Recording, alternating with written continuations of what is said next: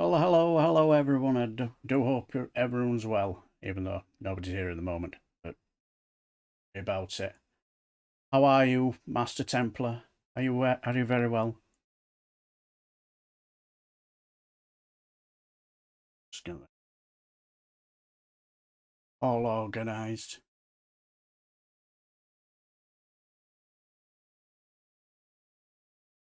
Hello, Liam Vickerman. How are you? Are you well? Good to see you. And see you well. I'm not so bad at all, Master Templar. Not bad at all. Doing very well. Very well. Thank you very much. Well, I'm going to wait around for too long. But I'll just have a little chat about this. Well, wait for stragglers. This is the select committee where we have a few of the Thames Water CEOs and whatnot, and all that. Not too good. Glad to hear you're not too bad. Good evening, Stephen Bankier. Dave Jones, Dave J. Good evening. Glad to see you here. I'll just say this is where they get the Thames Water lot in, and let's just say it got a bit fruity in certain aspects, especially with the likes of Darren Jones. I get the feeling Max did a video on this. The one to watch out for is also Barry Gardner. He didn't seem to be too impressed with them either. But this is just, and sometimes you're wondering. This is the chair. I can't quite remember his name, but this is supposed to be running it. But it's the more and more you watch it, you think, who's running this? Is it this guy or is it Barry Gardner? But anyway, I'll let these guys introduce themselves, and then we'll just kick off. And also, before we go, I've actually started a live stream where I haven't made a pig's ear of it, which makes a change for me, because usually, hello Duke Vengeance, Valley hell to you as well. Yeah. And also, Duke, I've just started a live stream where I haven't made a pig's ear of it. And there's a first. I'm on the right tracks. But anyway, let's get into this, and where the Thames Water lot get a bit of a battering, especially from Darren Jones and Barry Gardner. Also, there's one on the end, the guy at the end with the dark hair. Right from the offset, you'll see him as being quite shifty. And that's the one where Barry Gardner does tuck into quite nicely. But anyway, less of my babbling on. Let's watch this. Joint session of the EFRA Select Committee. We're joined by colleagues from the Environmental Audit Select Committee and from the Business and Energy Select Committee, including their chairs. We're very pleased at such short notice that witnesses could come along. Cheers, we've got some fairly pointed questions to ask. I know there's been a lot of media interest in this particular session. So perhaps if I could start off by asking Mr. Cochrane, I suppose, have you been at Thames the longest of the three witnesses, would you say? You have. So maybe I could ask by so where did it go so horribly wrong? So I was brought in with a whole new executive team to turn around this business. This business matters. It serves 15 million customers. It went wrong before you arrived, and you were trying. This is who I'm on about. Right from the offset, he seems very, very shady and very, very dodgy. Let me know what you think. To fix things. Our job is collectively to turn this business around. We know that performance, both operationally and financially, hasn't been where it needs to be. We've been very transparent about that. We are very focused on turning this business around, ensuring that it remains financially resilient and delivers a better service for our customers and improves its both its operational and environmental performance. So when Sarah Bentley left, did she give a reason? Was it because she felt that that she was failing to deliver that turnaround, or that the demands placed by shareholders or investors were unacceptable? Did she give any sort of explanation when she went? Could I perhaps step in? Yes, Sir Adrian. Thank you. Welcome. So we should have had our witnesses introduce themselves before. So, Alistair, just introduce yourself and your role. Sorry, I omitted to do that at the beginning. Thank you. So I am the interim co-CEO of Thames and also the Chief Financial Officer. Thank you. And Catherine? Yeah, I'm the other interim co-CEO of Thames with Al, and my substantive role is Director of Strategy and External Affairs. And Sir Adrian? As of Monday, I am the new chairman of Thames. Okay. You were going to come in on that particular point, I understand. Thank you. No wonder he's got a big shit-eating grin then, hasn't he? I think Sarah's resignation was a surprise. I think she had got to the point, perhaps, of feeling that the burdens of office were quite considerable. And it was an entirely personal decision with which I think we had no involvement. So, you've been unable to raise the $1 billion you need to maintain your financial position. What impact will this have, and why have your investors been unwilling to support you? If I can pick that up. So, we have very patient shareholders, and they have been incredibly supportive of this business. They have already provided £500 million of equity this year in March, which was fully drawn by the company. They have offered what is the largest equity support package to the UK water industry since privatisation, in the form of £750 million for in the next 2 years. And they've indicated that a further £2.5 billion of equity would be required to turn this business around in the next price control period between 2025 and 2030. So they have been incredibly supportive. To the specific question of why 750 million now, not the billion that was indicated before, first of all, as I say, it's a bigger commitment in aggregate. And secondly, it reflects the phasing of when the company needs the money. So we will continue to spend, as planned, £11.5 billion in real terms this regulatory period. There's no change in that. But practically, we cannot spend efficiently any more than £750 million in this price control period. So it supports our record levels of investment in customer service, in operational performance, in environmental performance, but we are getting the money when we need it. In practice, we face a number of very practical problems around deliverability. So the phasing reflects what we can deliver efficiently. There are well-documented supply chain constraints affecting the industry, ourselves, and the UK, and we have a very, very significant investment programme. We are effectively spending 1% of the UK's construction.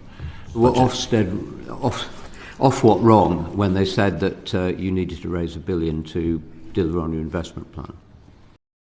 Wow, is that right, Stephen Bankier? £5.6 billion to repair the failings of Thames Water. Wow, and I bet we know who's going to foot that bill. Certainly won't be the shareholders, will it? Now, Ofwat was simply, I think, repeating what was indicated this time last year that would be required. Now, what shareholders said in June 2022 was they provided commitment for 500, which we've now drawn. I never thought I'd actually say this, but hey up, Phil McCracken.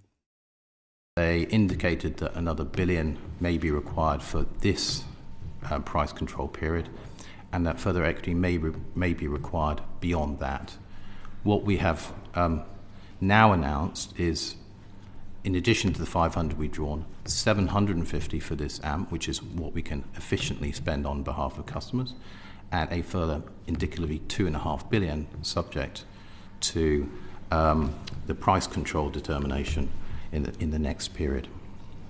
I suppose if I was a shareholder of Thames Water, and I guess sort of every university lecturer in the country and lots of people working in Ontario are shareholders, I'd be worried about the situation with regards to my investment and any likely dividends.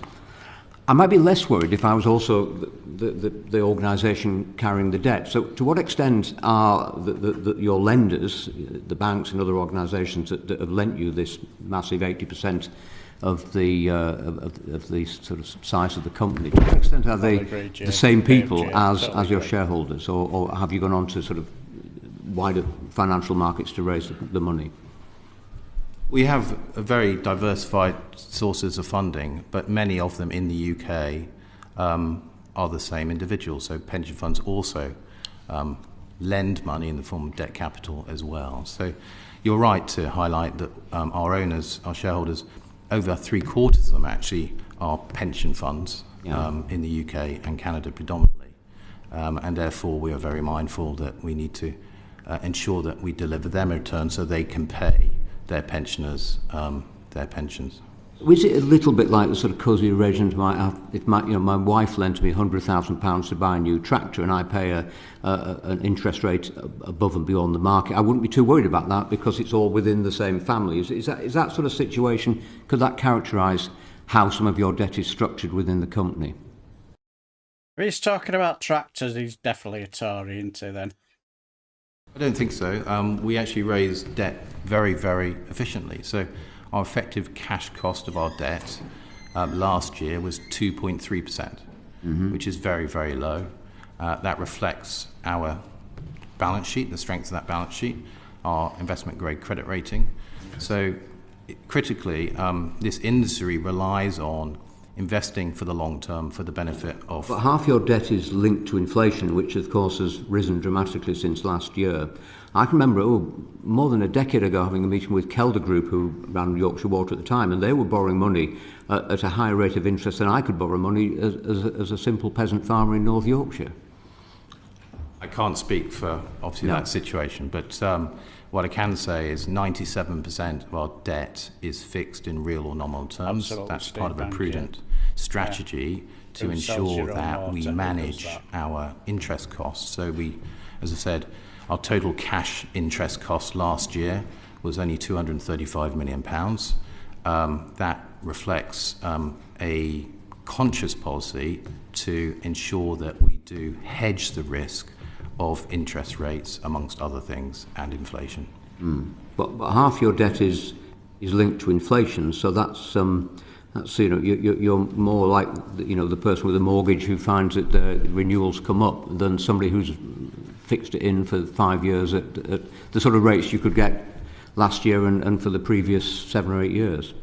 Indeed, but like all companies, we ultimately have to borrow money at the prevailing rate when we borrow new money, and that will reflect the Bank of England's interest rates at the time. Okay, thanks. Alan Brown. Thanks, Chair. This for Alistair. What's Thames Water's debt and how much has been paid in dividends since privatisation? So, current level of net debt is £14 billion. That compares to a regulated capital value, the value of the business, of £19 billion, which gives you the 77% gearing rate. In total, dividends that left the company since privatisation is about £3 billion. If you compare that to how much equity investment that has been already put into the business and or will be put into business as part of this equity support package, that's about £4 billion. So in essence, the current set of shareholders who haven't taken any dividend at all will be committing best part of £4 billion of equity to this business. Good evening, Arkismad, my friend. Hope you're well. Yeah, good to see you, my friend. Also, Duke Vengeance, yeah, you don't get to be £12 billion in the red and then say you've been responsible with your spending. Very true, very true. I've seen much higher figures in dividends. Is that $4 billion robust? But even then, that's $4 billion that's paid to shareholders that could have been invested elsewhere, surely. Indeed, but we're investing almost a record $1.8 billion this last year. We will maintain those record levels of investment going forward. And in fact, we fully expect investment levels to have to increase in the next price control as we seek to improve asset resilience, but also improve is that dividends to external shareholders or to actual the sort of core investors in the company we're talking about? That was total dividends so last year, for example, we paid £45 million to service debt. at the ultimate holding company. But to be absolutely clear, our current shareholders, have taken no dividends since 2017. By the way, in your figures, roughly 33% of the debt equates to dividends. Sorry? Roughly 33% of your debt is equivalent to dividends that's been paid out.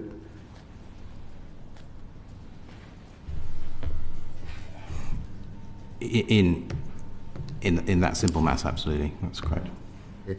Can I ask about Thames Tideway? How's that funded? That's funded by an entirely different regulatory price control. It's not funded by Thames, it's a different company that's independent of Thames. And does Thames investors get any returns from Thames Tideway? Not directly. Okay. It's also underpinned by the regulatory asset-based model. How much cheaper has that made that? Because that's obviously underpinned by the UK-wide exchequer. So is your question? Well, Thames Tideway, the infrastructure is funded under a regulated asset-based model, which is risk sharing with the UK taxpayer. How much of a benefit does that bring? That, as I understand it, helped reduce the cost of funding of that project. How much? I don't know, you'd have to ask Tideway. What was the original estimate for Thames Tideway and what was the current construction estimate? As I say, I'm not the best person to ask because it's an entirely independent company. Okay. Now I have to say, when Alan Brown asked that question, the pause and the silence was deafening. You could tell he didn't really want to answer it, did he? That's what I mean when I say I just thought he looked incredibly dodgy and shady. I don't think I'm getting any more there, Chair. So. Thank you very much. If we could just move on to Philip Dunn, who chairs the Environmental Audit Select Committee, who's been very involved in water quality, particularly in our rivers. Thank you, Chair. Hello, Alistair Carr. Good to see you and welcome. I'm glad to see you. I'd like to touch a bit on some of the regulatory challenges that the company faces. I think, Mr Cochrane, you became Finance Director after the record fine of £20 million in 2017 for sewage leakage, and then the repayment to customers of £120 million for water supply leakage problems. But you were in post last week when the company was again fined over £3 million by Ofwat for deliberately misleading Ofwat, according to the citation.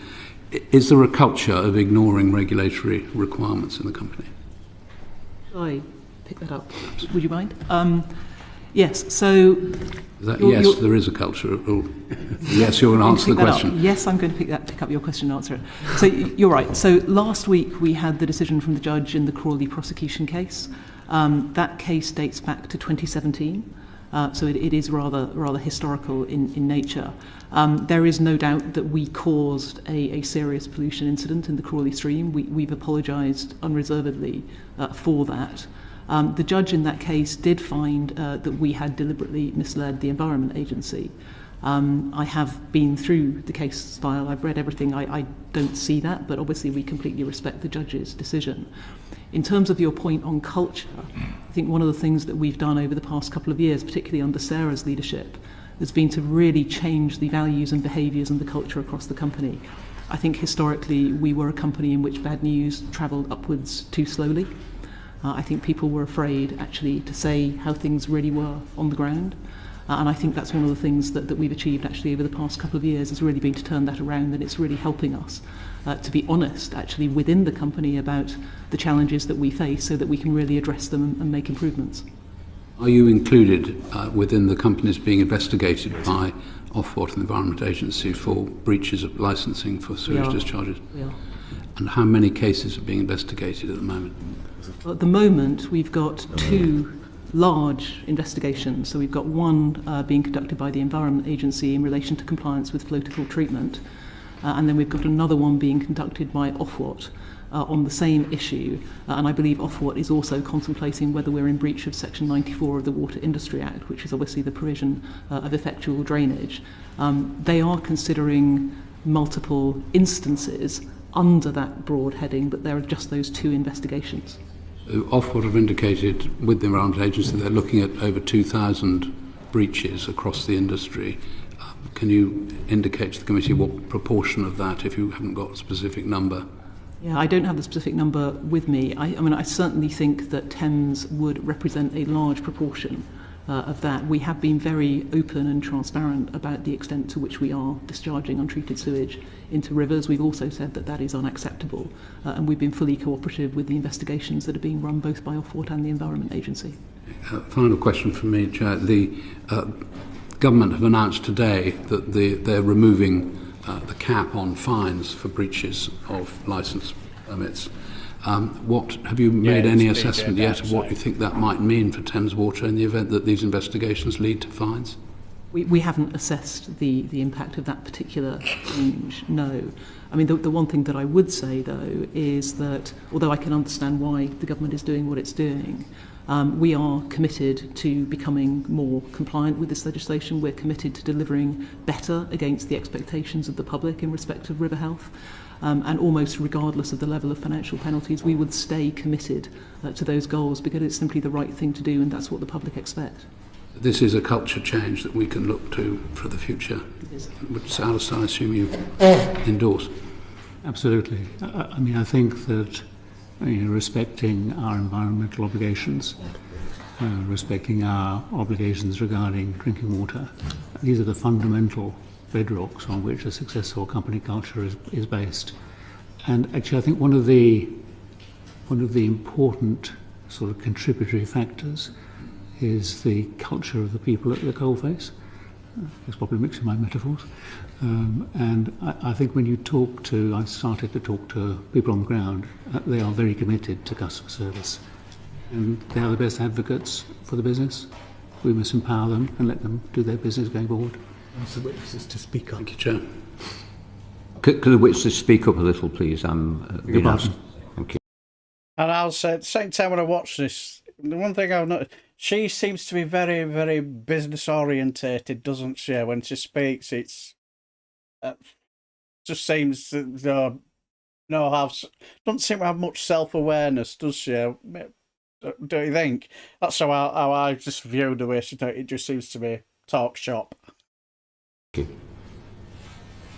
Thank you. Just, I think, going back to what you said about it was a leak near Gatwick, wasn't it, where lots of fish were killed?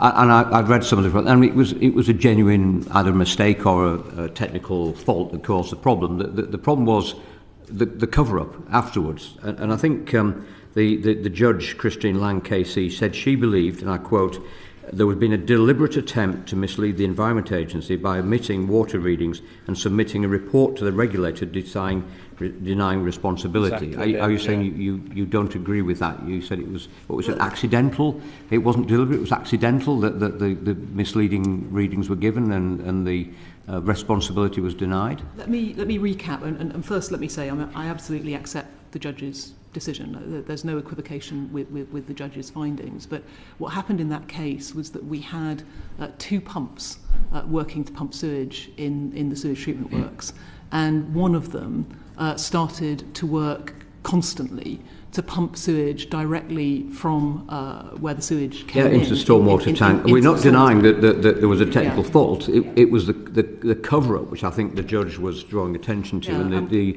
attempt to mislead Ofwat about what actually had happened. Yeah, I mean, to clarify, it was the Environment Agency rather than Ofwat, but the point still stands. So what happened was we actually conducted two separate investigations into what happened following this malfunction of a pump. One of those investigations concluded that there were multiple factors that could have contributed to the pollution incident, and it wasn't clear that it was our error. And a different investigation conducted by a different team concluded that it was in fact to do with an error that was made by Thames Water not to sort out the malfunctioning pump. Those two investigations happened in parallel. They were conducted by separate teams. Those teams did not talk to each other. When we were asked to submit our investigation to the Environment Agency, the investigation that got submitted was in fact the one that had said that it wasn't our fault. In fact, what should have happened is that we should have sent both of those investigations and all the underlying data to the Environment Agency, which in due course we then did. Right. But of course it transpired that what appeared, if you were looking at this from the Environment Agency's point of view, is that Thames Water had said that it wasn't its fault when it knew that it was its fault. And I can see how that comes across. I can absolutely see how that comes across. I think it was an error on our part rather than a deliberate intention to mislead. But I completely respect the findings of the judge. In other words, yeah, we accept what happened, but we're not going to take responsibility by the sounds of it. 1 inch punch ball. That fun fact: Thames Water donated £50,000 to the Conservative Party before the 1982 election without consulting shareholders or customers. Company directors also hold high-level positions in other organisations which have made sizable donations to the Tory funds. You do surprise me. What a shocker, eh? I just add one coda to that. It's very early days for me. I've been in the chair for 2 days. But I've got a lot of experience of dealing with other utilities. And I think the change... Could you speak up, please? I'm sorry. The change that needs to occur within Thames is to treat all our regulators as partners. We must have an open book basis with the regulators. We must treat them as people who have the interests of the industry and actually of Thames' customers at heart, and just help them by being very transparent in what we do. That is the tone, I think, that we need to set from the top. Okay, thank you. Barry Gardner. Yes, Mr. Cochrane, you've painted to my colleagues a very good picture of the state of the company at the moment. But in May of this year, JP Morgan's report said it had poor financial performance. You've been the finance director, finance officer for since 2021. Weak operational performance, a stretched balance sheet. It talked about the enforcement cases coming from Ofwat and portended stricter Ofwat dividend policy coming in the future. 151 of your staff you've now chosen to make redundant. That was on the 20th of June, just a month after that report. Are they paying the price for your failure? I think we have been very clear, indeed on Monday when we released our results, that our operational and financial performance wasn't where it needed to be. We've been very transparent about that. We know we need to improve performance for our customers. You haven't been transparent about that for the past 2 years, have you, since you've been financial director? Let's look at the figure that you discussed with my colleague earlier, £14 billion of debt. I think actually note 18 of your account shows that your borrowings are 15.7 billion. How does that reconcile with the 14 billion that you were talking about earlier? So 14 billion, just to be absolutely clear, is our statutory measure of net debt. Net debt. For covenant calculation purposes, which is what we report in terms of gearing, it's 14.7 billion, and that takes account of what is called debt accretion, the additional costs for hedging, inflation, and other risks. That was 14.5, isn't it? 14.7. I thought 14.5 takes the form of your whole business securitization, a structure that you've used to borrow against your highly regulated assets. So a net debt on a covenant basis is 14.7. That, as I say, compares to get to the 77% of gearing, which is the lowest level of gearing in the last decade that we announced this week. Sorry, the lowest level of gearing in the last decade that you've announced, but the second highest in the sector. Indeed, but yeah, indeed. And the Ofwat, when you were regulating Ofwat or controlling Ofwat, Ms. Ross, I thought you said that the ratio should be 60%. Not 77, not 80. Is that not the case? You said it should be 60%? Well, the 60% gearing that we were using when I was at Ofwat, and in fact Ofwat's been using right up until the last price review, is the notional level of gearing that Ofwat uses to input into the formula that it uses to determine the weighted average cost of capital. So did you recommend 60%? Yes, you did, didn't you? No, we were using a 60% assumption for the purposes of calculating the weighted average cost of capital in a price control. So you weren't concerned at all that at that period the company had over 80%? Our view at the time, and I will fully acknowledge that views have moved on, but our view at the time was that a company's choice of capital structure was a matter for the company itself and that the shareholders bore the risk of that. Now, obviously, views have moved on since then. That was the view at the time. Right. So now that the views have moved on, what discussions have you had with the government on the potential nationalisation of your company? None. None. Why do you think it's being talked about in the press so freely? Well, I can say that over the last couple of weeks I've read a lot in the press. Some of that was rather more outlandish than perhaps we would have liked. I think. Well, one of the things that may be outlandish, maybe Mr. Cochrane can come to this, is the way in which you structured, what was it, £560 million of debt, just in the case that the government should have to take over the company. Do you want to comment on that, Mr. Cochrane? Which debt are you referring to? This is the amount of money that would be payable from your debt should the government would have to pay £560 million off to your debtors. I don't recognise that figure, but... I think what Barry's referring to is when Mr Corbyn was leader of the Labour Party and there were manifesto commitments to... I think I'll say it in my own words, Chair. Thank you very much. Okay? There was talk about the nationalisation of the water company at that time, but actually since then public opinion's moved on. Public opinion has actually gone from 79% of people opposed to nationalisation now to 83% because of the way in which your companies have been failing to meet the public's expectations. So nationalisation seems to be a pretty popular thing amongst the public, and maybe that's been referenced in the press. But my question is about the way in which you included a clause in a previous debt issue that would require the government to immediately pay off around £500 million of debt in the case of nationalisation. You don't recognise that clause? Don't recognise that clause, no. Okay, in that case, perhaps you could... Sorry, Sir Adrian, you seem to want to come in there. I was going to address the question of nationalisation very briefly. Okay, if we can just finish off with Mr Cochrane first. If you could write to us, tell us, in fact, was such a clause included in a previous debt issue? If it was, why was it? And what would the implications of that have been for the government? Thank you very much. We'll do that. Yes, Sir Adrian. I was going to address your question on nationalisation. If you go back to the very dawn of the private ownership of these utilities, the rationale was to empower the utilities to borrow privately, to use private sector capabilities to drive performance through the operation of the utilities. We say that we have much more to do in that area.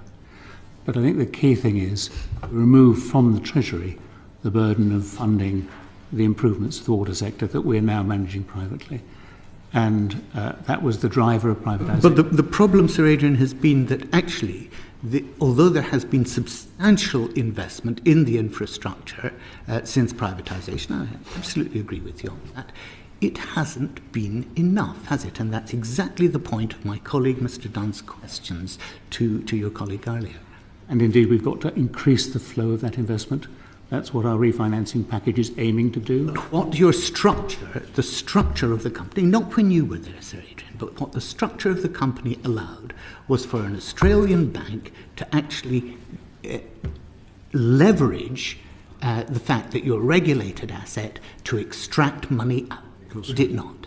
Yes, I think that there was a flow of dividends from the company under previous ownership. It's, for us, quite a long time ago, Mr Gardner. I think it reflected slightly different. It reflects the state of the company now, doesn't it, Sir Adrian? It reflects, I think, the state of what the markets were and the practices at that time. I can't. Those practices are still going on, aren't they? I can't. Macquarie's doing the same in other regulated industries, and actually, you yourself, I believe, are on one of Macquarie's companies, Cadent, and actually, Catherine Ross is on British Gas Transmission, aren't you? National Gas Transmission. National Gas Transition, which are both Macquarie companies. So it does seem that there's a very cosy arrangement here. I have to correct you, Mr. Gardner. They are not Macquarie companies. They have a range of international investors in them, including, in my case, Chinese and Qatari investors. They're all very responsible investors. They're all seeking to improve the performance of the companies. That is the case here. It was probably the case when Macquarie owned a major stake in the company. I can't answer to that myself. But this was ancient history, relatively speaking, ancient history for us, because Macquarie exited in 2017. Well, you and I have a different definition of ancient, Sir Adrian. Thank you very much. Reflects my... Wow, bravo, Barry Gann. I thought you were absolutely brilliant. He took no nonsense from, didn't he? And, just brilliant. I was just mesmerised. I didn't want to spoil it because I just thought it was just brilliant. Thank you. Rosie, I think you wanted to come with a supplementary on that question. Thank you very much, Chair. Just following on from Barry Gardner's question, 278,418 people have now signed the petition to bring water companies back into national ownership, and I helped some of my constituents deliver that to Downing Street around Christmas last year because it was started by a group in my constituency.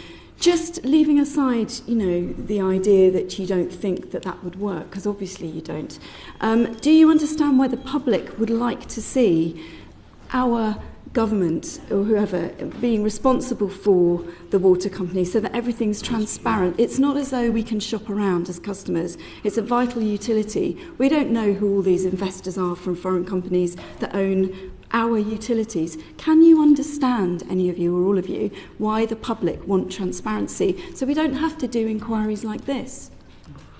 No. Our utilities. Can you understand, any of you or all of you, why the public want transparency so we don't have to do inquiries like this? I think that public ownership seems to be the answer to many questions. I think when you conduct a real evaluation, I think private ownership is still the way forward. I mean, that's a personal belief. I've been associated with private sector operations all my life. I can understand the frustration of customers. We want to see improvements. We would love to be able to deliver all those improvements overnight. That statement he said there, spoken like a true capitalist, didn't it? Sounded like a proper capitalist statement to make, didn't it? But it will take time. We will try very hard to bring the customers with us. Our frontline employees serve customers every day. They're very much in touch with everything that happens on the ground. We also need to be in touch with things that happen on the ground. And we've got to improve our standing with customers. We're absolutely agreed on that.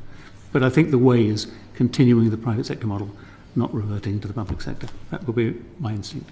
Okay, I mean, on the ground in Whitstable, in my constituency, there's lots of poo and sewage, so it'd be nice to improve that. Anyone else want to come in on that? I mean, the only thing I would add is there is obviously a perfectly reasonable national policy debate about ownership models. I think that's perfectly legitimate. That's absolutely normal in a democracy. Our job at Thames, and this is what Adrian was talking about, is to keep the taps flowing and the loos flushing and to improve our performance under whatever model the government of the day decides, and that's what we'll keep focusing on. Thank you, Chair. Thank you, Rosie. Derek Thomas. Thank you, Chairman. Catherine, we've just heard your Chairman talk about wanting a closer relationship or partnership, was the word used, between Thames Water and Ofwat. You're a previous Chief Executive. So does the relationship that is aspired to, this partnership, and does the trend of Ofwat staff seeking high pay positions in industry affect the ability to regulate water companies? Yeah, so the first thing, just to be really clear on, which I'm sure you know, is I left Ofwat in January 2018. I went to work for BT for 3.5 years before I then applied for the role at Thames Water. So there was quite a gap between me leaving Ofwat and joining Thames, which is quite important. I mean, personally, I think that there is an important role for better understanding between companies and the regulator about what each is trying to achieve and about how the regime works. I mean, I'm immensely proud of my time at Ofwat. I think Ofwat people do an incredibly difficult job every day. They're very passionate about the water sector and wanting to deliver for customers. And I think for me to come into a water company, and a water company which is facing very considerable challenges and a massive turnaround, but bringing that understanding of what the regulator is trying to achieve, which is actually very much in common with what we're trying to do at Thames, is helpful, and I think that mutual understanding is beneficial. Thank you for that. Absolutely, Akisman. The first when I watched that, my first thought was, who does he remind me of, that guy? You've just hit it nail on the head, Akisman. Yeah, Stanley Johnson. Was his face iron? Yeah. So I just couldn't think who it reminded me of. It should have been obvious. So while you were chief exec, you delivered a strategy on building trust and confidence in water services. Has that been delivered? It's a work in progress. And so I'm a West Cornwall MP, so you might understand why I asked that question. What was your view on Macquarie's approach to Thames Water while you were CEO of Ofwat between 2013? We've covered it briefly, but in terms of their relationship and the way they built up debt, was that a concern when you were chief exec? Yeah. So let me just sort of go back to that time, which, as I said before, does feel like quite a different world. Actually, I think things have moved on a lot. Right. So when I joined Ofwat, as I said before, the zeitgeist at the time was very much that decisions around capital structure were a matter for companies and their investors, and their investors were on risk for that. And that as a regulator, we would keep a weather eye on things, and we would be ready to act, but only when acting was really necessary. So things like the requirement in licences to maintain an investment-grade credit rating was really important. But beyond that, if a company chose to gear up, essentially its equity was bearing more risk, and that was a choice for its equity. Now, I think, even as I was sort of leaving Ofwat sort of 2017-ish, and then after I left in 2018, I think views moved on quite considerably, and as you've seen in more recent years, Ofwat's taken a keener interest in what it calls financial resilience, which is a broader concept, and then as part of that in capital structures that then culminated in more recent licence modifications. So given that financial resistance and the extraordinary pressure on Thames Water today, do you expect or intend to increase customer bills in the near future? Well, in the near future, not. So we're currently in the current price control settlement that was established by Ofwat in 2019. So the Ofwat can't reopen that, and so those price limits will hold until 2024. So we remain restricted by the PR19. That's just next year, though. Exactly. Now, beyond then, and I think we've already talked about this, there is no doubt, and Thames is not alone here, there is no doubt that there is a substantial need for more investment in the sector as a whole, including in Thames. And we've said repeatedly we have an ageing asset base. We have assets that aren't as resilient as our customers and the environment would expect them to be.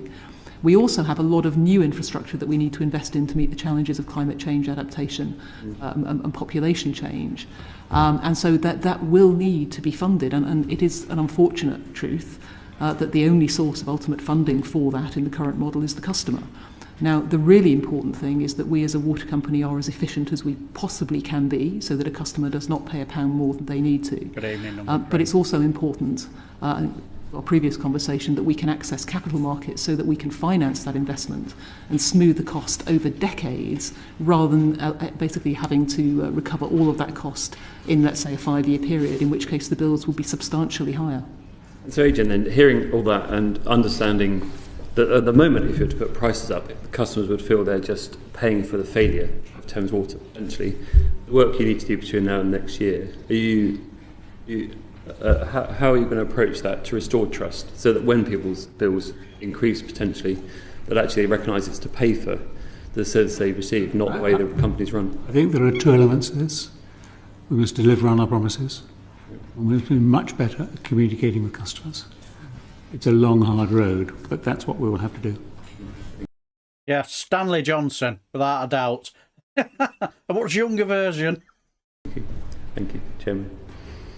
Thank you very much indeed. Can we ask Darren to come in? He's chair of the Business and Energy Committee, so we're pleased to have you as our guest.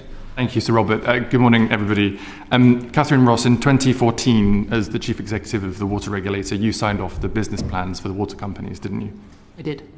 And you just said that at that time you thought it was okay for those companies to increase their debt because it was their risk. Is that right? Yep. What would have happened at that time if any of the water companies went bankrupt? Oh gosh, right. So let's just take a step back. And if you could ask my question, if a company during the time when you were CEO went bust, what would have happened? Yeah. So what would have happened in the event of a bankruptcy or an insolvency is that the special administration regime that's set out in the legislative framework would kick in. That is a decision for the Secretary of State. I mean, when I was at Ofwat, our expectation would have been that we would advise on that, but it would have been a decision, as I think it still is, for the Secretary of State. In plain English, that means that it would have had to be nationalised and taxpayers would have had to pick up the bill. That's right, isn't it? Not necessarily. Well, a special administrative regime, either you sell the business to someone else as a going concern, as we've seen in the failure of the energy market, or the government has to pick up the bill, as it had to do with bulb energy. So ultimately, the taxpayer would have been on the hook, wouldn't they? Well, in the event that the company couldn't be sold as a going concern, yes, there would be some liabilities that would have to be met, and they could be met by the taxpayer, or they could be passed on to future customers, depending on the regulatory regime at the time. Right. We're here today because Thames Water, which you now run, is in a position where the government is having to plan to renationalise you because of a failure of your finances. But you signed off as the chief executive of the regulator in 2014 for Macquarie to ramp up the debt from £3 billion to £10 billion, whilst taking out nearly £3 billion in dividends, often paying dividends higher than the profits the company made in particular years.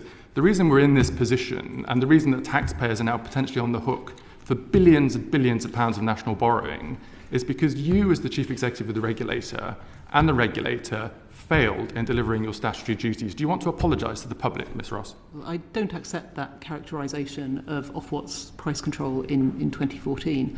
The other thing I would say as well is special administration is obviously a matter for the government, but special administration is very much a nuclear option. There is a very, very high bar on the government deciding to put a company into special administration. And one of those triggers would be insolvency, and the other one would be, perhaps a persistent and severe breach of our licence. Now, we are not close to either of those two triggers, and you heard our CFO talking a little while ago about the fact that we have £4.4 billion of liquidity. We are a long way off that insolvency trigger, and I think a long way off the conditions for special administration being met. Okay. Could I just add something? When I'm ready, Sir Adrian, sorry, forgive me. So, Ms. Ross, you just said in the 2014 price review you didn't accept that characterisation, but you've just admitted to the committee that you signed off the business plans that allowed Macquarie to increase the debt, which has got Thames Water into the position it's been in. The regulator facilitated this problem, didn't it? Let me clarify. So, in 2014, the Ofwat board, not just the Ofwat chief executive, issued a set of final determinations. That is correct. What those final determinations actually did was set out what the company needed to deliver for its customers and the environment, and also the amount of money that they could recover from their customers to do that. That is all they did. And then, of course, the incentive framework that Ofwat puts around that determines the amount of money that the company actually makes. Now, Ofwat policy at that time, which has moved on, but Ofwat policy at that time was that if a company made a profit under that regulatory regime, it was up to the company to decide what it did with that. So if it chose to pay that profit out of the company in distributions, it was free to do that. Ms. Ross, let me ask the question in a different way. Two of the statutory obligations of Ofwat, the water regulator, when it was set up, was one, to protect the interests of customers, and two, to make sure the privatised water companies could finance themselves. On both of those measures, are you seriously telling the committee today that you, as the chief executive of the regulator at the time, succeeded in delivering those statutory obligations in the context that you're before the committee today? Are you really saying that was a success? I think at the time, when I was at Ofwat, and I believe it to be true today, everybody at Ofwat takes their statutory duties incredibly seriously. What, did you perform them? We were exercising our functions in pursuit of our statutory duties. Whether every decision we made was perfect with the benefit of hindsight, possibly not, but that's exactly what we were trying to do. With the benefit of hindsight, would you like to apologise to the taxpayer for being here and potentially putting them in this position where, yet again, another regulated market could potentially collapse and expose taxpayers to billions of pounds? I think if you're asking for an apology from Ofwat, I think you should... Asking for an apology from you, Ms. Ross? No, I won't apologise for my role as the chief executive as Ofwat, no. Okay. Thank you. Wow, him. The absolute arrogance. No, it's, I'll tell you what I thought when I took from some of her answers. When asking about who were going to foot the bill, I think she knew exactly what she wanted to say. Well, we've got the good old taxpayer to bail us out, as they have always done with other industries like this. It's get the old taxpayer to bail us out. I think that's what she wanted to say, wasn't it, really? But I've a lot of time for Darren Jones. He's pretty good in here at this sort of stuff. Thank you, Darren. I think Barry wanted to come in with another Yes, quick point. it's just on the question that my colleagues just raised. If you go through special administration, then of course the shareholders take the hit if the company isn't financially viable, and that's what shareholders are for. And that of course relates to the 560 million question earlier. But the process need not be renationalisation as such. You could actually set up regional local authority bodies to take over and transfer the company as a going concern to those regional local authorities, could you not? I think that would be possible, yes. And actually that is the way in which many countries in the rest of the world actually run their water industry, isn't it? I mean, there is, as I said before, there is a perfectly reasonable debate to be had about the right structure and ownership model. The question was simple. It was, that is the way that many other countries in the world run their water industry. Is it? Yes, there are a variety of models, and that's one of them. And they do it actually more successfully in many cases than we happen to have done, don't they? Can't comment on that. Well, in terms of the questions that my colleague Philip Dunn put to you earlier. I haven't got the comparative information about the performance of different regimes. Finished. Okay, thank you, Chair. Thank you. Just a couple of final questions. Obviously, you've got very high levels of gearing, as we've already mentioned, but you just talked about long-term investment and how you're looking at decades ahead. So do you think it was a mistake by the company to have so much of its debt, if its debt about 50%, actually linked to inflation, rather than taking out more long-term deals, given it's such a long-term business? And was that done maybe because the people lending to the company were so closely connected to the company? And I know you've sort of referred to that, but is it the case that actually the shareholders cope without a dividend because they're getting these interest payments in many cases? Well, we manage our balance sheet to reflect the period in which we're investing in. So we have debt that's up to 40 years in tenor. The average age is at 13. Critically, the shareholders have put in additional equity to ensure we retain that strong balance sheet so that we continue to be able to borrow money at a efficient rate of interest, and do so your credit ratings of bonds of late, haven't they? We still retain an investment grade credit rating, a BBB credit rating, which is a strong investment grade rating. That allows us to borrow money efficiently and therefore keep customer bills down. Okay, thank you. I think Alan Brown wanted to come in with a quick point. Thanks, Chair. I just think about Alistair at the outset when I asked you about dividends. We've got a briefing, and if you look at Thames Water Utilities accounts, it shows that cumulative dividends paid out was 7.2 billion. So why did you give a much lower figure? Let me provide you the analysis after this committee. Yeah, that'd be very good. Thank you. Finally, Can I just ask? Yes, please, Philip. Quickly on that specific point, it would be very helpful if you could, in your reply on dividend payments, separate those which are payments to equity shareholders and those which are characterised as dividends in the accounts, but actually are within the financing structure funding debt payments. Yes. Because the statement about not our shareholders haven't taken a dividend, it was only referring to the normal shareholders, not the debt financiers. Yeah. That's absolutely correct. They haven't taken any income for their investments, right? And look,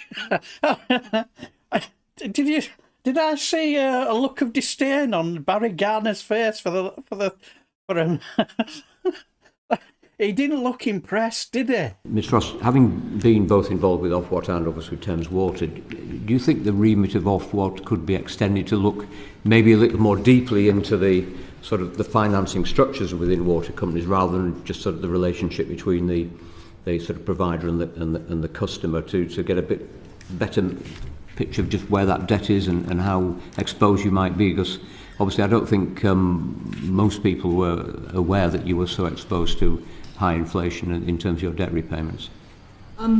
In terms of Ofwat's remit, I mean, I think that's exactly what Ofwat's been doing in recent years. I mean, you can ask them more about it because that's carried on after I left. But certainly from about 2017, if I'm recalling, certainly through 2018 and more recently, they have been paying a lot more attention to what they refer to as financial resilience. And part of that is about gearing and the appropriateness of the capital structure for the sort of investment programs that are needed. And I think that's entirely appropriate. Okay, thank you. And just before we let you go, Mr. Cochrane, you talked about 151 redundancies. Are those going to be voluntary redundancies? Could you give an assurance? Because obviously there will be people working in the company who will be worried about their jobs and their future. Will there be compulsory redundancies, or are you confident you can fill those redundancies with either early retirement or voluntary redundancies? To the best of my knowledge, we haven't announced a redundancy programme. Right. I think the figure I saw was 151 redundancies. As I say, to the best of my knowledge, we have not announced a redundancy programme. In fact, we have been hiring people consistently. In fact, we, for example, we onshored our customer service facing team into the region as part of our turnaround plan and continue to insource activity so that we can get an operational grip on our business to help part of this turnaround. I see Barry's champion. Mr. Cochrane, why, when I mentioned that earlier, did you not immediately say that? I'm astonished.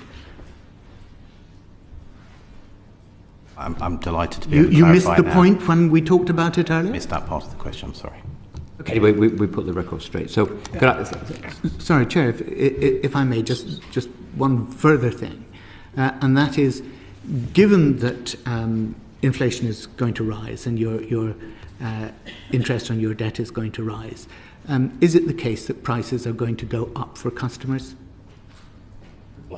Indeed, under the regulatory model, prices are indexed to inflation. So why is it that you and others, indeed in Ofwat, and indeed in government, have been saying that there is no possibility that bill payers will see their bills rise?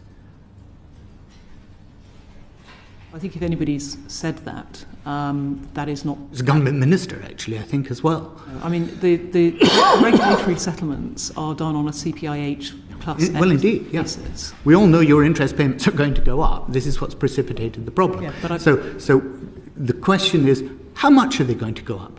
What do you actually foresee the rise that your customers are going to have to pay as a result of your company's failure? Actually, our customers are paying less than they otherwise would as a result of the poor operational performance of the business, because we are in penalty territory in terms of Ofwat's incentive regime. Now, that means that the penalties we pay actually translate into lower bills than would otherwise be the case for customers because we're not delivering the service. So we want companies to fail in order that bill payers don't pay as much. Is that what you're saying? No, but the view is that customers should pay for the service that they receive. We haven't been providing the level of service that customers expect, and therefore we shouldn't charge them at the prices that we would otherwise have charged them. We're talking about the interest payments on your debt leading through to a rise in the bills that your customers will pay. Is that the case? No. No. No, there is no mechanism within the current price control to enable us to put up bills to reflect higher interest payments. And so your bill payers can rest assured on the assurance of the co-chief executive of the company that the financial difficulties that you've got yourselves into will not result in their bills rising. Thank you very much. Good. Well, thank you very much indeed for coming and giving us... In other words, sounds like to me, yeah, your bills will be going up then. What do you think about that then, guys? I just found both. I think there were a lot in there that, I found some people who, who speak rather quietly and elegant, putting some good questions and you don't quite remember, but the standouts were people like Barry Gardner, weren't there? And Darren Jones, brilliant. Especially Barry Gardner. He wasn't going to take any nonsense from them whatsoever. What a... Absolutely brilliant. I thoroughly enjoyed that. Now, there was another one with, I think it was from Ofwat. It was it was interesting, I suppose. But I'm not going to dwell too much on it. But what I will do is, this is one I think mainly for the. Hey, Captain Bart Roberts, good to see you. Hope you're well. Now I'm gonna fast forward because Tory MP, I can't quite remember a name. I suppose a name will come to me, and when you see, you'll probably tell me who it is. But what I'm going to basically just let her say her opening statement and then go to where I want to go, because I think when it came to her opening statement, it was basically about, well, the absolute creek that we're in, the absolute shit creek that we're in. It's nothing to do with us. It was the Labour Party in AD 72 when whoever was in charge didn't do this certain thing, and that's the reason why we're in the mess. And then she says something about the Scottish Government that clearly irks our Alan Brown. But I'm going to get to it because I found her incredibly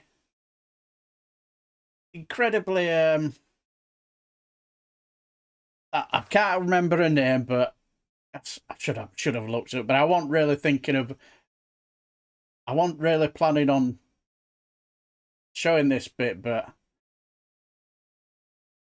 it was basically something I just wanted to show because it stuck out for me because I watched the lot all together, and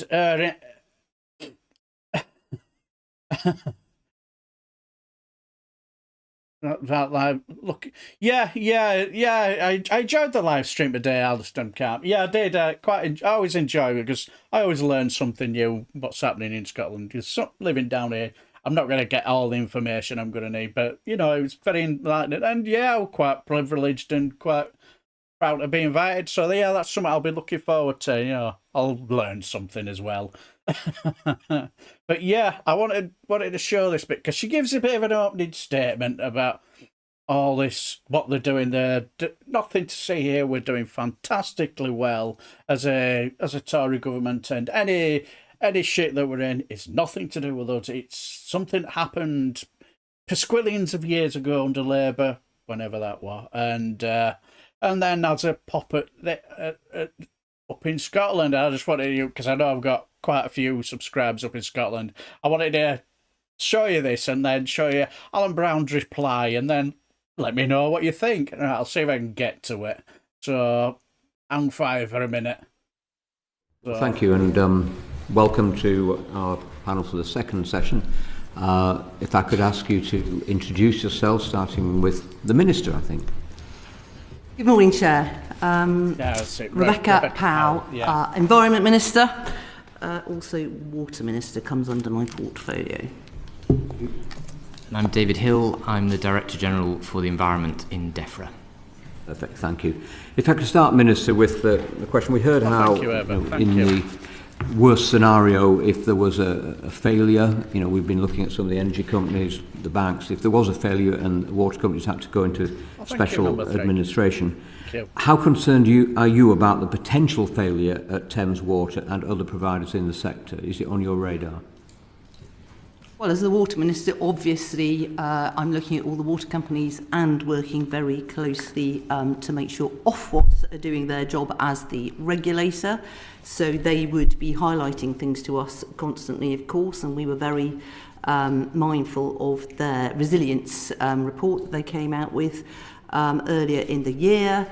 In terms of the special administration order that you're referring to, of course, should a water company no longer be able to fulfil its financial obligations, the Secretary of State and Ofwat have got powers to apply for this on insolvency grounds. But I've been made fully aware, and in fact the new chairman, Sir Adrian, came in to see the Secretary of State just yesterday, who gave absolute assurances that we are nowhere near that situation. But a government would always have to have the measures in place should they ever be required.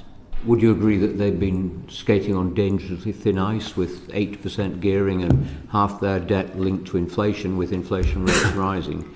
You know, obviously, there's been alarm bells ringing all around, not just Thames Water, but other water companies who are so highly geared and so exposed to debt repayments. Well, obviously, we've looked really closely at this whole issue of debt and gearing and how the whole system works in terms of attracting outside funding, in terms of equity or raising debt, because obviously the water companies have got to pay for all of the investment, the huge investment in infrastructure. And let's not forget that since privatisation, investment has actually doubled compared to what it was before privatisation, and it's attracted in £190 billion. HS2s, or maybe money, not. Yeah, money which, you know, what one might say we would have struggled to have attracted had we not gone through this process of privatisation. Because if you talk to people, we might call it back in the old days, Robert, but I think you and I were around, and I've met with a whole lot of people actually who were involved pre-privatisation and then saw the system through, and now privatisation, for them to reflect on their thoughts on it. You know, and the water system was in a terrible state. You know, we did have terrible leakage. We have had masses of interruptions to supply. And we've cut leakage by, I think, a third. We've cut supply outages by a fifth. You know, so there's been huge improvements. So I honestly think we must not forget to tell that story. That's not to say there is not an awful lot we have to keep our eye on, and we have to make sure our water companies are delivering what we need now in also a changing world. I think the chair of Ofwat referred to that. We've got huge demands on us now because also of climate change and so forth. But in terms of I think you asked the question about the gearing.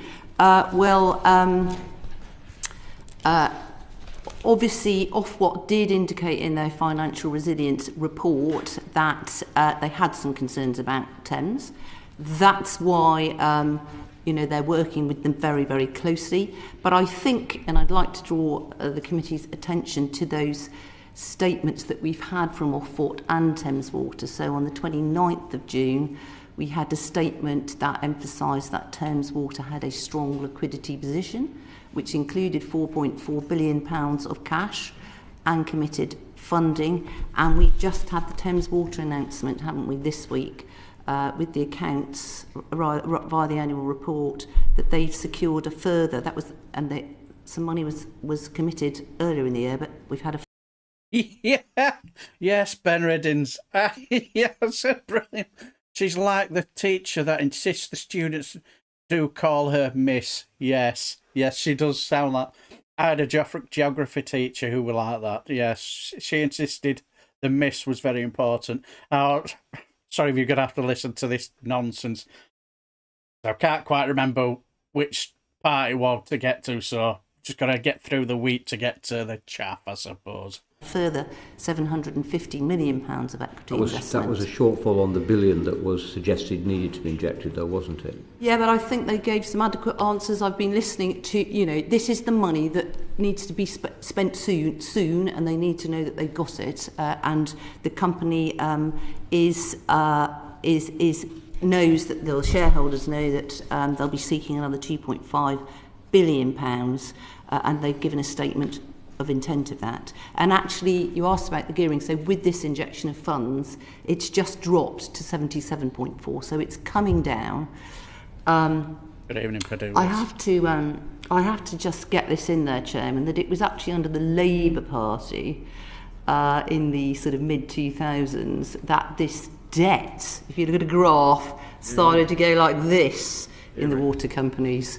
And it's stabilised under this government. I think what we've been talking about today is the difference between raising debt to pay dividends and raising debt to invest in infrastructure, which are two completely different things. Yeah, well, I think you've had a lot of discussion and answers about that and about where the money goes. But equally, Thames haven't paid what they call dividends for 6 years, but they completely admit, and is in their accounts, the shareholders haven't been paid the dividends, but the money has gone to that service holding committee. And I'll bring David in here if you want more detail on that.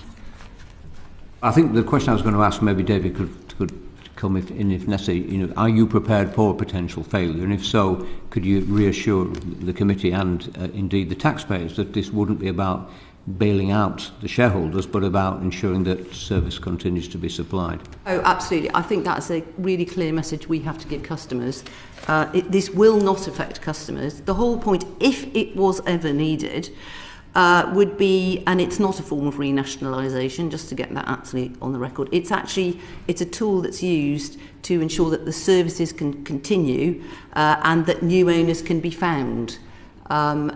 Bulb has been referred to a number of times in the work with Desnes, so lessons can be learned from that. Obviously water companies are different in the way they're structured, but we can give absolute assurances that if necessary the system is there, but also I'd really like to assure the committee that we will keep the committee informed as and when and if necessary. But as I said in speaking to the chairman yesterday, we would be, it's not on the cards. We're a long way from that.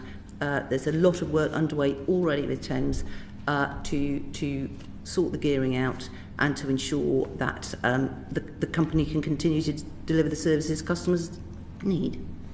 Thank you. Did you want to come in? Just add a little to that, Chair. So, as the Minister said, should a special administration order ever be needed for a water company, the statutory purpose of the order would be to ensure that customers continue to receive their water and their wastewater services, and that public interest test is really the reason we have a special administration regime on the statute book in the 1991 Water Industry Act. As I think David Black was saying earlier, in terms of taxpayer liabilities, important to note that this is a company, in the case of Thames, with £19 billion worth of assets. So in the first instance, the task of the administrator, if appointed, would be to work with debt holders and the company to protect the interests of the taxpayer. On your question about preparedness, obviously we need to keep all of our preparations for a whole range of scenarios up to date, and that's what we will do. But as I think Sir Adrian indicated earlier, the liquidity statement from the company was important, because I think that's the company very clearly signalling that with £4.4 billion of liquidity, we're some way off some of these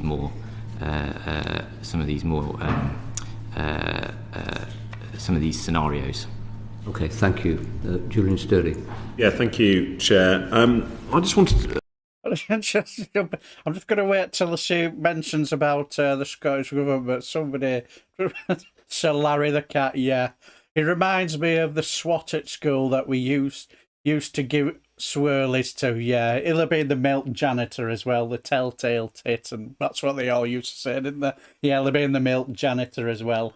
He'll have had his favourite teacher's pet as well, won't he? Minister, I just wanted to touch on worst case scenario. So you've already mentioned that we're some way off this, which is good news. But if it was a worst case scenario, how advanced are plans to potentially nationalise Thames Water, and have you estimated any costs of doing that?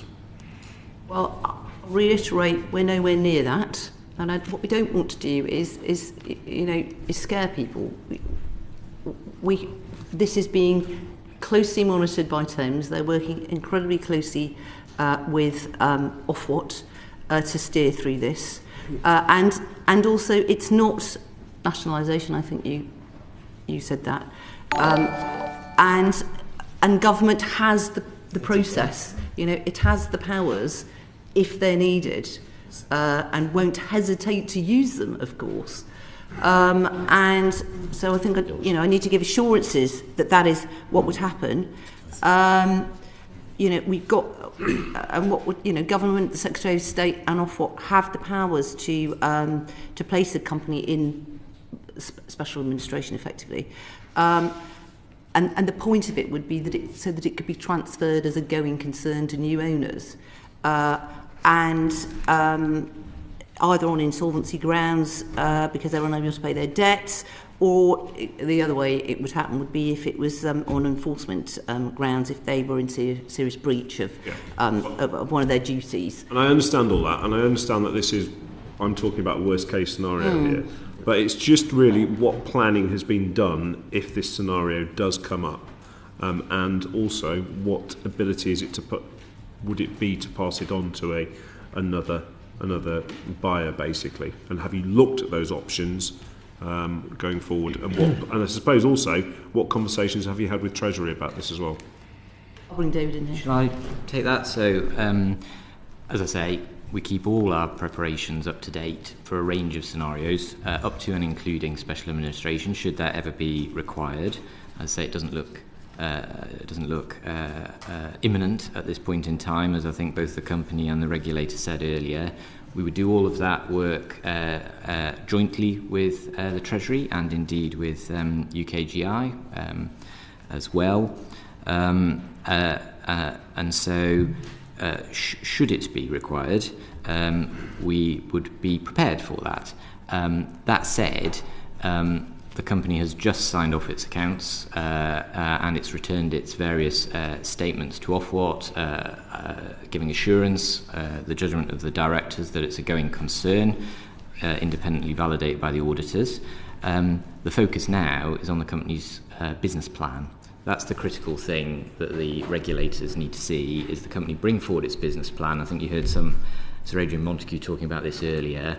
The company does need to prioritise as part of its business plan.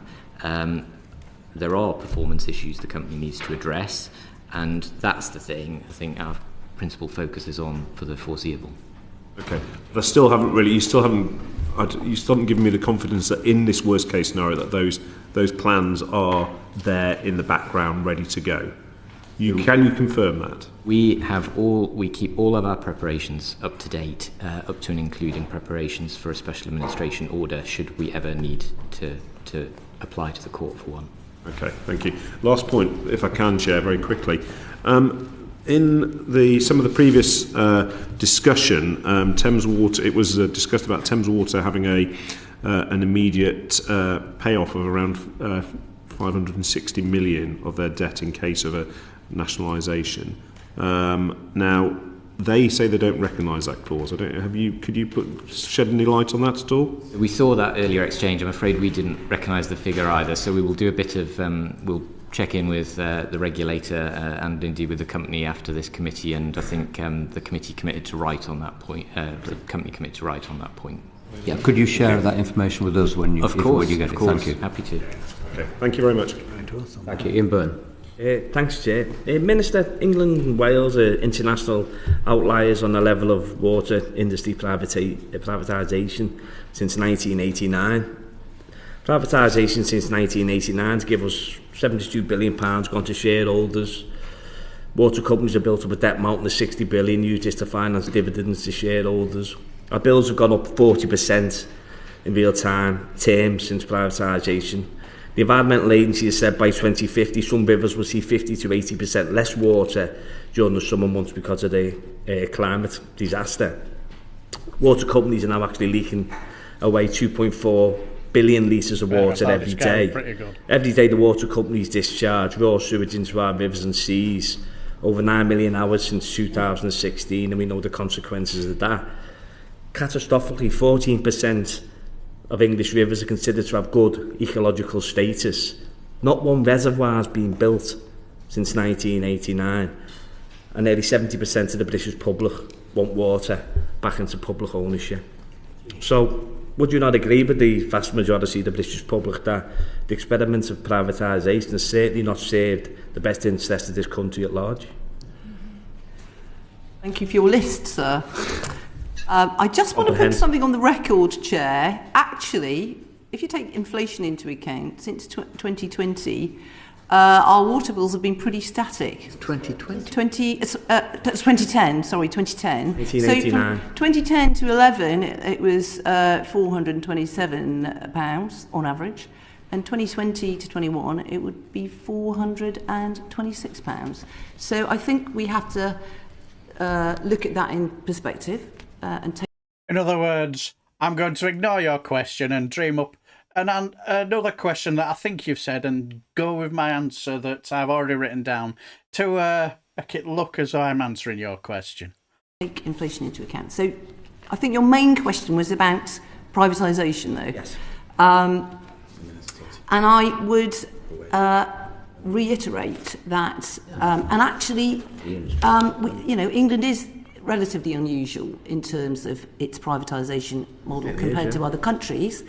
But actually, the UK invests more per inhabitant than most of our comparable countries, and that does include Germany and France.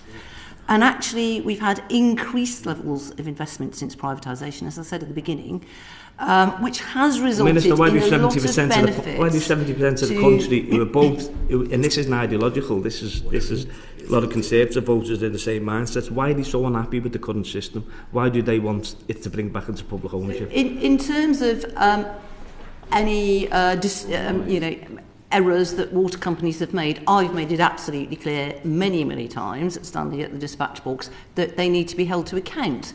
For example, whether it's the use of their storm sewage overflows way above what their permits allow. That's why we brought in a storm sewage overflow reduction plan. That's why we've asked every single company to produce a plan for all of the relevant storm sewage overflows. They are now with our department. They have already come in. But I think it has to be said, since privatisation, we've attracted 190 billion pounds. That's about 5 billion a year, which arguably would have been very, very hard to get. Why have you got such record levels of dissatisfaction? Why are so many people so angry about what's happening in their communities? We want satisfaction as well, don't we? And I think we also, and I would be the first to say, water companies have to get their house in order, and that's why we're coming down so hard on them, but also why we have put so much in the Environment Act, why we've got our integrated plan for water, why we had our storm sewage overflows reduction plan, and why we've got all our targets that they're going to have to deliver on. But I think we do also have to say that we've had some successes under privatisation. Leakage has been cut by a third. Outages have been cut by a fifth. And I'm not defending any of the recent outages we've had from some water companies. They have to get their house in order, and they are. And that's what Ofwat has to do, and that's what we have to oversee. And I think we have to demonstrate to the public that a lot of good is being done for water, and water is the most critical thing going forward. That's why we brought out our integrated plan for water, and why, as a government, we're backing it all up with legislation and indeed enforcement and higher penalties and so forth. Maybe we have to take the ideological straitjacket off and look at alternative models of ownership, because many would say it's been a catastrophic decision to leave a public good at the mercy of the market, something which actually sustains life. So we looked at alternative models of ownership and governance, such as those in the Welsh, Scottish and Northern Irish waters. Well, obviously it's really sensible to learn from other people, but in terms of Scotland, I think David will back me up here. So in England, we're now monitoring, and it's this government that's brought in all the monitoring. That's why we really know what's happening. This happened under the Conservative government, not the previous Labour government. I think it was 4% of storm sewage overflows monitoring when we took over. Now it's 93%, and it will be 100% by the end of the year. Now in Scotland, they actually only monitor 4% of their storm sewage overflows, and in Wales, I believe I'm right, and we can send you the stats, Chair, their illegal use basically of storm sewage overflows is much higher than it is in England. I think, David, you might be able to back me up with some of those stats. Yeah, see what I mean? Now, when I watched it, I thought, I can imagine if Indy Truck David were watching this, I can just see his top of his head exploding off his head, steam coming out of his ears, ready and wanting to just wring a neck. Sarah Rickard, brilliant analogy. Yeah, it's not something I thought of first, but yeah, she thinks she's so important, doesn't she? She thinks she's the most important person in the room. I'm much more important than you. Yeah, exactly. So soon as I saw that little bit, I thought, yeah, that'll be interesting to hear what you have to say. But anyway, I'm going to move you forward to Alan Brown because he didn't take that lying down. And I just want you to let me know what you think. Let's see if I can bloody find it.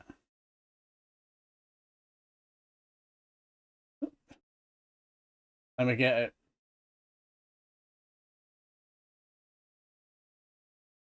Right, let's see if we've got it here.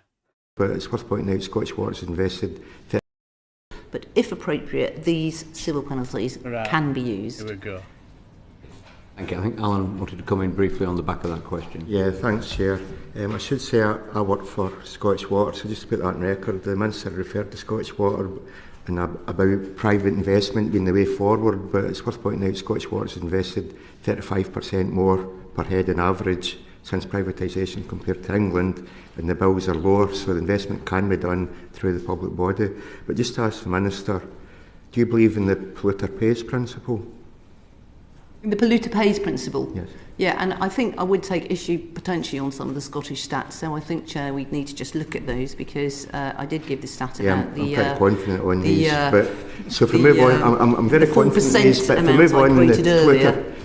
move on the polluter pays principle, in England and Wales, there's still a right to connect of housing developers. Last year, something like 200,000 houses were built in England and Wales connected to the sewer system. If they cause any overloading of the sewer system, cause any additional overflow discharges, then it falls on the water companies and the bill payers to upgrade the sewers. So in effect, that's the opposite of the polluter pays principle. Water bill payers in England and Wales are paying a subsidy to housing developers because normal practice would be the housing developers have to pay for the upgrades for the sewer before the houses are constructed. So why is the government not changing that? I would refer him to our integrated plan for water, where we cover this specifically in terms that all new houses have to have separate connections. And I would also refer him to the work we're doing with the DULUC department and the housing industry to separate out these systems. It's not law yet, is that correct? It's not into practice yet? Many new developments already do it, but going forward, this will be what will happen. A new housing developer can come along, connect 5,000 houses to the sewer, and it's not mandatory to do sustainable urban drainage, and it's not mandatory for them to do the sewer upgrades. When? It will be, and we will give you chapter and verse, Chairman, to go into the detail. Until then, the bill payers are subsidising housing developers, isn't that the case? No, I've answered the question. This is being addressed. We got hundreds of thousands of Victorian houses in this country, and that's one of the problems. That's why we have storm sewage overflows, is because of this system, and that they had to be an extra emergency fail-safe measure. We're addressing all this now, and we're allowing them to be overloaded by new houses being connected without doing. I think we probably need to move on. Of course, it's. So that little grin at the end. Do you know when I watched that little... Now, I got the feeling that Alan Brown seems to be all over that, and somebody said I'm a bit of a poet, and I didn't even know it, and I absolutely banged around and I said, Alan Brown didn't take that lying down. I didn't even realise when I said it. But when I watched it, he seems to be all over his brief and knows what he's talking about. But I watched that and I saw the grid at the end, and it reminded me of something that Indy Truck David said. He says it often, the social contract, and up until he mentioned it, it's never really something that crossed my mind. But when I watched that, the word social contract came into mind. She had that look on as if to say, I know better than you. I'm better than you, you people up in Scotland. And I found watching what she had to say incredibly insulting, and a lot of people have said in the comments and yeah, she is absolutely arrogant. She thinks she's the bee's knees, doesn't she? And she is absolutely just... I found her quite foul, rude, and quite evasive, wasn't she? And sorry, I had to watch so much of it, but I just wanted to get to that point because I thought, well done, Alan. Yeah. Don't take that nonsense, because she's there. It's a shame nobody from the Labour side decided to pick her up on nonsense about, what Labour didn't do. You've had 13 years of this. Why didn't you do it? They're quite pathetic. And she was quite. And as far as I know, she's got another privilege committee sometime this week, and so might have to watch that and just see what actually happens there. But but like I say, what do you guys actually think about that interesting conversation between Alan Brown and our Miss Arrogant one? I can't be bothered. Can't be bothered to mention him because I just found her quite obnoxious, as if she thinks she's better than everybody else. But well done, Alan. And yeah, she is. Yeah, absolutely, Sir Rickard. She's absolutely so fun. Water companies were privatised as a way of raising a lump sum of cash, doubling their value to upgrade the Victorian infrastructure. That was decades ago. Yeah. Oh. Hello, Leeds 91. Good to see you.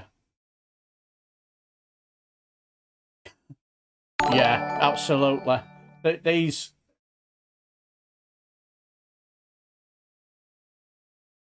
Hello, Quarty. Oh, God, that's a brilliant name, is that? So good, I'm struggling to pronounce it. 555. Thank you for subscribing. Really appreciate it. How much fun? How much does this woman take home? Get your money back. Yeah, I agree. It would be a pleasure to use as a. But yeah, when I watched that, I thought, God, can you imagine if Indie Truck David were watching that? His steam will be coming out of his ears. It's like he were on form in today's live stream, wasn't he? He didn't hold back, as usual. Building company put in some money to improve their sewage system in new buildings, but not in England. Oh, that's interesting. Is that up in Scotland, Alliston, sorry. Get the teeth in. Oh, that's. Well, it makes sense, wouldn't it, really, when you think about it? Yeah. They need to plan for the future of water and not the future of their bank account. Never a true word said ever. Very true. These joints won't smoke themselves. Something tells me. Are you on the funny stuff, Captain? Martin Roberts. Yeah, I can feel your pain, Audrey. I'm so sick of the sheer arrogance of many lately. They seem to think they don't need to answer anyone from politicians to company bosses, especially at these committees. Yeah, exactly. Well, that's what they're there for, aren't they? Under scrutiny. And Copy Scotland, all right, I'm moving up there. I wouldn't mind doing it myself. I once went up there for a pre-season friendly with Bradford City, and the one thing that struck me, the amount of beautiful greenery as soon as we got past Carlisle, absolutely gorgeous. I'd have to say, the people up there were absolutely wonderful. Oh, they were absolutely so welcoming. Yeah, so all right, so cheers for that, Alfred Cam. Yeah, that's yeah, when you think about it, it does make sense. Yeah.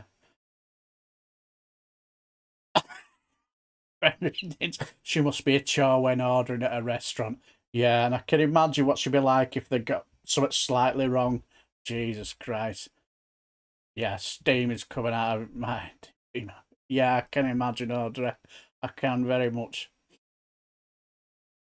Yeah, Labour didn't change anything either. Remember, Blair promised voting reform too. Margaret Thatcher called New Labour her greatest achievement. Yeah, I've heard that brought out a few times. Yeah.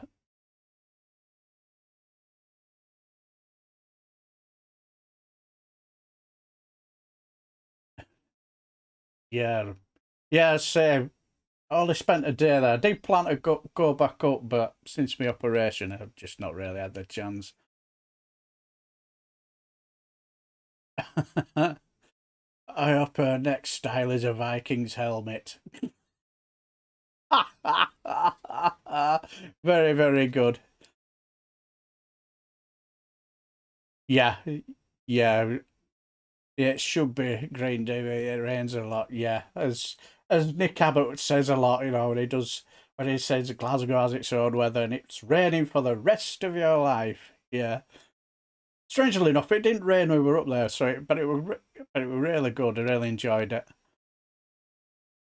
Oh, but anyway, so I think I will probably call it a draw, and hopefully we'll see you again soon. And hope you enjoyed this little live stream, where for the first time I didn't make a pig's ear of it at the start. Everything went according to plan, which is unusual for me, because usually I make a right mess of it, because for simple reason, I don't know what I'm doing. but yeah, I hope you now. I might have a little look at it and see again, because I might, like I did with on Fridays, I couldn't resist cropping the John McDonald one. I'm debating whether to do the same with the Barry Gardner or the Darren Jones one. Might be tempted with Barry Gardner, because I just thought he was on top form. I just thought he was absolutely brilliant. I'll thank you, Eddie Wolfe. Good to see you. Hope you're doing all right, my good friend. Oh yeah, cheers, Sarah Can. Yeah. My wife is getting a lot. She's improving a lot, and the only slight problem she's having, is when she gets up, she has the odd dizzy spells, and I think that's just with the meds, really. But she's getting stronger and better day by day. One of the key good things is that she's able to get a good night's kip, which for a good few weeks she just couldn't. She was mainly kipping downstairs. It felt like I was being a bachelor boy again for 10 weeks or so, because I was kipping in bed on my own. But yeah, cheers. Yeah, good night, Alistair. Alistair and Care, cheers for that, Sir Larry the Cat, and see you later, Audrey, and wee Bantam, yeah, cracking. Oh, cheers, thanks for that, Ian Cochrane. Yeah, anyway, I'm gonna have to go, because I'm starting to babbling on. So anyway, I'm gonna leave here. So thank you for coming up, and really appreciate you turning up and enjoying the little live stream. As I say, might crop one or two, but I'm just going to leave the video here. Have a cracking night. Take care, and see you next time, and bye-bye.